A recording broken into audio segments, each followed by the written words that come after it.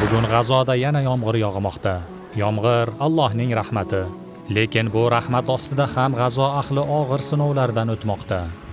Biz issiq uylarimizda, xavfsiz tom ostida hayot kechirayotgan paytimizda, G'azoda millionlab insonlar sovuq, namlik va yaroqsiz chodirlar ostida yashashga majbur.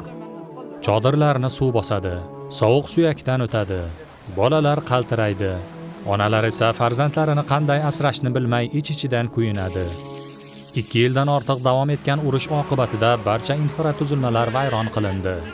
Uylar, maktablar, shifoxonalar, suv va elektr tarmoqlari. Bugun ko'plab g'azoliklar kunlik ovqatini topa olmaydi, ichimlik suvi topa olmaydi, ish topib daromad ko'rishga ham imkon topa olmaydi. Ular faqat yetib kelayotgan insonparvarlik yordamlar evaziga kun kechirishga majbur. Shu paytda ular bizdan bitta narsani kutmoqda: befarq bo'lmaslikni. Hech bo'lmaganda duo qilaylik. Imkon bo'lsa yordam qo'limizni cho'zaylik. Har bir kichik ehson kimningdir hayotida katta umid bo'lishi mumkin. Alloh G'azo ahliga sabr bersin. Alloh mazlumlarning dardini yengillatsin.